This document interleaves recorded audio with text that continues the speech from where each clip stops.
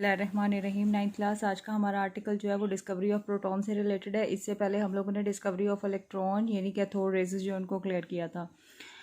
Proton की discovery 1886 में gold stand के एक्सपेरिमेंट की बेस पे हुई। गोल्ड स्टेन ने कोई नया एक्सपेरिमेंट नहीं किया था, उसने कैथोड रेज वाले एक्सपेरिमेंट को ही रिवाइंड किया, उसी को दोबारा से उसने किया। तो उसने यहाँ सिर्फ चेंजिंग कुछ करके प्रोटॉन जो है उसको डिस्कवर किया। उसकी चेंजिंग क्या थी और किस तरह से उसने चेंज किया चीज़ें वो देख लेते हैं। हमने लास्ट टाइम एक डिस्चार्ज ट्यूब शो की थी, यहाँ पर भी एक डिस्चार्ज ट्यूब है जिसके अंदर 2 इलेक्ट्रोड लगे हुए हैं। यहाँ जो इलेक्ट्रोड लगाए गए हैं वो हमारे पास मेटल की प्लेट्स हैं, ठीक है, गोल प्लेट्स आपको दिख रही होंगी। यहाँ एक प्लेट जो है वो बैटरी के पॉजिटिव टर्मिनल के साथ जोड़ दिया गया जिसको एनोड कह दिया गया। दूसरी प्लेट जो है वो बैटरी के नेगेटिव टर्मिनल के साथ जोड़ी गई जिसको हमने नाम दे दिया कैथोड का। यानी ये वाली जो प्लेट है ये आपके पास कैथोड के नाम से मौजूद है जो कि बैटरी के नेगेटिव टर्मिनल के साथ जुड़ी हुई है। एनोड जो है वो प्लेन प्लेट है, इसके अंदर किसी किस्म का कोई आप कह सकते हैं कि होल या कुछ ऐसा पॉइंट मौजूद नहीं है। लेकिन जो कैथोड थे, कैथोड हैज़ अ परफोरेटेड मतलब होता है मसामदार सुराखों वाले। यहाँ उसने ये चेंजिंग की थी कि 2 प्लेट्स यूज़ की थी। पहले हम जो इलेक्ट्रोड लगा रहे थे वो हमारे पास सलाखों की सूरत में इलेक्ट्रोड थे लेकिन गोल्डस्टेन ने उसी एक्सपेरिमेंट को जब दोहराया तो दोहराते हुए उसने यहाँ पर 2 प्लेट्स इस्तेमाल कर ली। एक प्लेन प्लेट ली जो एनोड पे मौजूद थी और दूसरी जो है वो कैथोड की प्लेट थी जो कि कहला रही थी परफोरेटेड कैथोड। परफोरेटेड कैथोड का मतलब ये होता है कि ये सुराखदार थी। अच्छा, जैसे ही ये बैटरी को ऑन करता था तो कुछ पार्टिकल जो हैं वो मूव करते हुए इन ये जो हमारे पास होल्स हैं इनमें से गुजर कर यहाँ ट्यूब की इस साइड पे जाकर टकराते थे। टकराते हुए यहाँ पर उसको ग्लो फील हो रहा था। उसने कहा the particle are the rays are appear, ऐसी रेजेस मौजूद होती हैं which are move or pass into the perforated cathode plate, जो परफोरेटेड कैथोड में से गुजर कर ट्यूब के इस हिस्से की तरफ चली जाती हैं। तो उसने इनको नाम दे दिया कैनाल रेज का। इनको कैनाल रेज का नाम ही क्यों दिया गया? Because it is passed into the perforated cathode. ये अक्सर क्वेश्चन आता है, why canal rays are called canal rays. इनको कैनाल रेज क्यों कहा जाता है? बिकॉज दे आर पास्ड, ये गुजर जाती हैं इनटू द परफोरेटेड कैथोड। ये परफोरेटेड जो कैथोड होता है उसके अंदर से गुजर सकती हैं, होल जो थे उसके अंदर से गुजर सकती हैं। परफोरेटेड कैथोड, परफोरेटेड कैथोड में से ये गुजर जाती। अब होता क्या था, ये बनती किस तरह से थी? उसने कहा जो गैस इसके अंदर मौजूद है, इस डिस्चार्ज ट्यूब में जितनी गैस मौजूद होती है, जैसे ही बैटरी ऑन करते हो तो वही रेडिएशन जो पहले भी कैथोड से निकल रही थी अब भी कैथोड से निकलती थी, लेकिन वो गैस के मॉलिक्यूल के साथ टकराती हैं जिसकी वजह से कुछ हिस्से पॉजिटिव में चेंज हो जाते हैं, कुछ हिस्से नेगेटिव में चेंज हो जाते हैं। अब जो पॉजिटिव वाला हिस्सा है वो वापस कैथोड की तरफ आ जाता है क्योंकि इसके ऊपर चार्ज नेगेटिव है, लेकिन जो नेगेटिव वाला हिस्सा है वो मूव करते हुए चले जाते हैं एनोड की तरफ। क्यों एनोड की तरफ जाते हैं? क्योंकि एनोड के ऊपर नेगेटिव चार्ज पॉजिटिव चार्जेस हैं, तो नेगेटिव ने पॉजिटिव को अट्रैक्ट करना है। बी माइंडफुल, 9th क्लास दोबारा से बता रही हूँ, कुछ पार्टिकल्स पॉजिटिव चार्ज रखते थे, कुछ पार्टिकल नेगेटिव चार्जेस वाले थे। पॉजिटिव चार्जेस वाले पार्टिकल कैथोड की तरफ मूव कर जाते थे और ये छोटे छोटे होल्स हैं, सुराख हैं, इनके अंदर से गुजर कर डिस्चार्ज ट्यूब की सरफेस के साथ टकराते थे जिससे हमें ये पता चल जाता था कि इसके अंदर ग्लो मौजूद है और यहाँ से कोई पार्टिकल मूव कर रहे हैं। दूसरी बात, जो हमारे पास नेगेटिव चार्जेस थे वो एनोड के साथ जाकर स्ट्राइक करते थे क्योंकि एनोड के ऊपर पॉजिटिव चार्ज था, तो नेगेटिव जो है वो पॉजिटिव के साथ अट्रैक्ट हो रहा था। ये तो उसका एक बेसिक सा एक्सपेरिमेंट था। उसने अपने एक्सपेरिमेंट में ये देख लिया कि होल्स में से, परफोरेशन में से, छोटे छोटे सुराखों में से कुछ पार्टिकल्स मूव करके गुजर जाते हैं। उन पार्टिकल्स को नाम दे दिया था उसने किसका जी? कैनाल रेज का।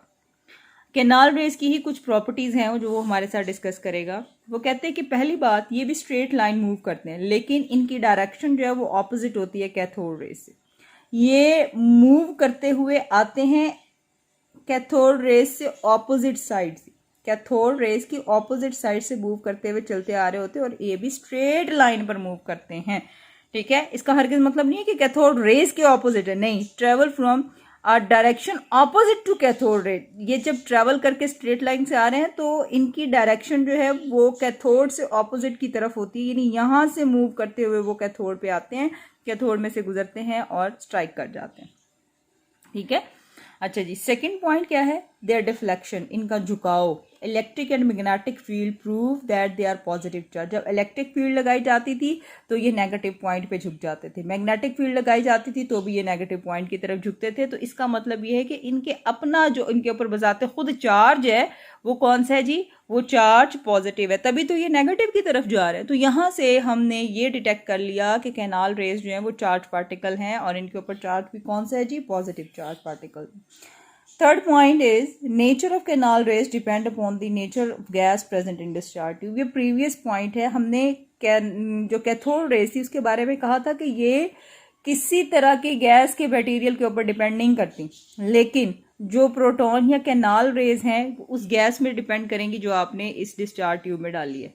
फॉर एग्जांपल, अगर आपने इसके अंदर हाइड्रोजन गैस डाली है तो उसमें से निकलने वाले कैनाल रेजेस जो हैं उनका साइज छोटा होगा। छोटी गैस है, इसी तरह से गैस का मॉलिक्यूल बढ़ाते जो, कैसे पता चला छोटी गैस है, इसका मॉलिक्यूलर मास जो है वो 2 ग्राम हो जाएगा। इसका मॉलिक्यूलर मास आप प्लस कर लें 35.5 प्लस 35.5 करते जाएं तो डेफिनेटली इसका मास इससे ज़्यादा होगा। तो गैसेस चेंज करने से कैनाल रेज की प्रॉपर्टीज चेंज हो जाती थी और कैनाल रेज जो है वो अलग अलग निकल कर आती थी। E/m वैल्यू अगर आपको याद हो, मास टू चार्ज रेशो, मैस ज़्यादा हो जाता तो चार्ज कम हो जाता है। तो इसी तरह से अगर आपने गैस कोई ऐसी इस्तेमाल कर ली जिसके अंदर मॉलिक्यूलर मैस कम है तो वहाँ से निकलने वाले कैनाल रेज डिफरेंट होंगी। मॉलिक्यूलर मैस ज़्यादा है तो कैनाल रेज जो है वो ज़्यादा निकलेंगी, या हो सकता है कम निकले, या हो सकता वट एवर जो भी है। बस आपने इस चीज़ को ध्यान में रखना है कि कैनाल रेज जो हैं वो डिपेंड कर रही होती हैं उस गैस पे जिसको आपने इस डिस्चार्ज ट्यूब के अंदर डाला है। ठीक है, now the fourth point is that is very very important, the raises don't originated from the anode. ये जो रेजेस हैं ये एनोड से ओरिजिनेट नहीं हो के आती। हमारी बुक में उसने एक पॉइंट क्लियर किया है, उसको देख लेते हैं कि अगर ये कैनाल रेज से निकलती ही नहीं है तो फिर ये आ कहाँ से रही हैं। ठीक है, यानी ये हमारे पास एनोड से नहीं आती हैं। The rays don't originate from the anode, ये एनोड से नहीं आ रही हैं। That is your fourth point, that is MCQ। ये हमारा फोर्थ पॉइंट भी है और MCQ भी है, देख लें। These rays don't originated from the anode, ये एनोड से नहीं आती। इन फैक्ट दर हकीकत दीज रेजेस आर प्रोड्यूस्ड, ये रेजेस प्रोड्यूस होती हैं, बनती हैं when the cathode rays are electron, या तो आप उन्हें कैथोड रेज कहो या इलेक्ट्रॉन को, कोलाइड टकराती हैं when the residual gas molecule present in discharge tube and ionisation as following. क्या मतलब हुआ, क्लियर कर देती हूँ। वो कहता है कि जब आप डिस्चार्ज ट्यूब ले रहे थे, यहाँ आपने लगा दिया anode,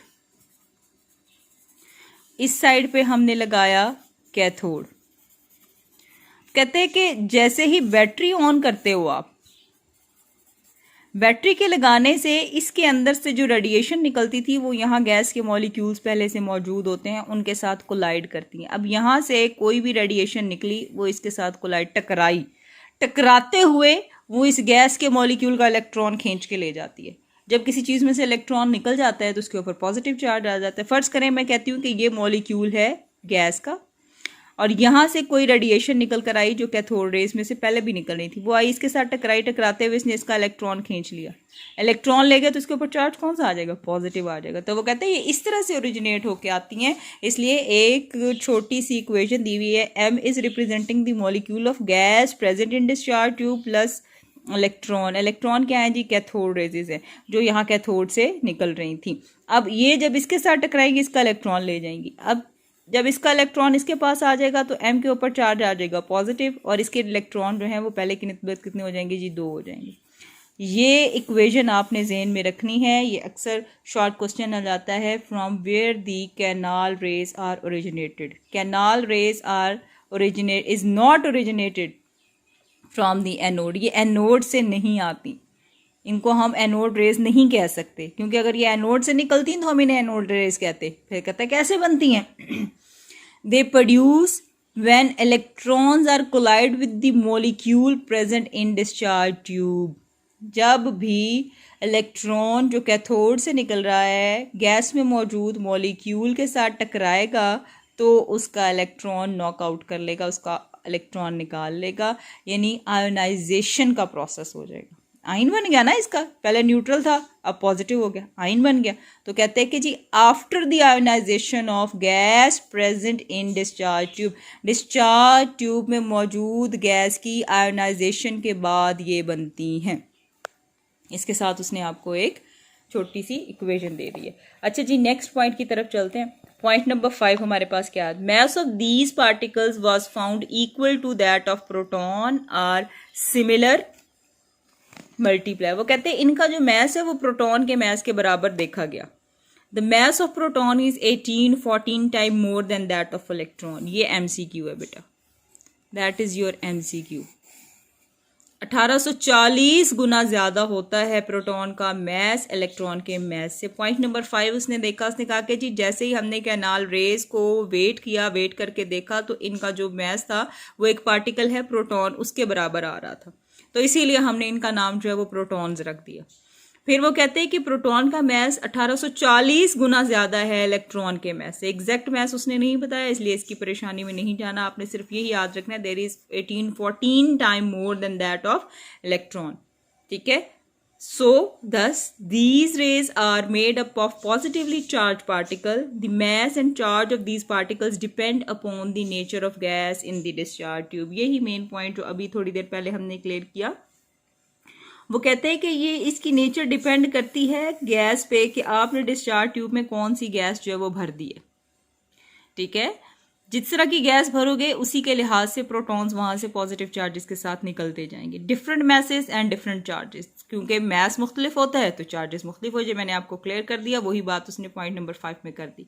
keep in mind that positive particle produce by a gas will be of the same type. Positive rays produce by the lightest gas hydrogen contain proton. वो कहते हैं सबसे जो हल्की गैस लेकर हमने कैनाल रेज बनाई थी वो हल्की गैस हमारे पास हाइड्रोजन थी और उसमें से निकलने वाला सिर्फ एक ही पॉजिटिव चार्ज था, इसलिए हमने उसका नाम दे दिया क्या जी, प्रोटॉन। मैं अगेन पॉइंट नंबर 5 क्लियर कर रही हूँ। कहते हैं mass of canal rays will be equal to the proton के बराबर होता है, and the mass of proton is 18-14 time more than that of electron। ठीक है, पॉजिटिवली चार्ज पार्टिकल्स जो हैं वो डिपेंड करेंगे नेचर ऑफ गैस पे present in discharge tube. Discharge tube में आपने कैसी गैस भरी है उसके ऊपर डिपेंड करेंगे। ज्यादा मैस वाली गैस भरी है तो उसकी निस्बत से प्रोटॉन निकल कर आएंगे, कम मैस वाली गैस भरी है तो कम प्रोटॉन निकल कर आएंगे। कहते हैं सबसे कम, सबसे लाइट, सबसे हल्की गैस जो है वो हाइड्रोजन थी जिसको हमने डिस्चार्ज ट्यूब में भर दिया था, एंड पॉजिटिव रेज प्रोड्यूस, जिसकी वजह से पॉजिटिव रेज बनी bye the lightest gas hydrogen contain proton. तो हमने इनको जो है वो प्रोटॉन का नाम दे दिया। The important point is 4 and 5। Fourth question जो है, फोर्थ पॉइंट जो आपका शॉर्ट क्वेश्चन है और फिफ्थ पॉइंट जो है इसमें से अक्सर MCQs आ जाता है। आज का आपका होम टास्क ये है कि आपने लिखना है from where the canal rays originated। Canal raise कहाँ से ओरिजिनेट होती हैं, प्रोड्यूस होती हैं। तो किसी भी तरह से ये क्वेश्चन जो है वो पेपर में आ सकता है। डायग्राम के साथ आपने इसकी प्रॉपर्टीज लिखनी है। डायग्राम बनाएंगे, डायग्राम बनाने के बाद आप इसकी प्रॉपर्टीज जो लिखोगे। अब मैंने साथ बुक मेंशन कर दी है, पेज नंबर 30 आपको मिल जाएगा, इसको बड़े ध्यान से देख लीजिएगा, कोई क्वेरी हो तो इसको क्लियर कीजिए। ओके बेटे, थैंक यू।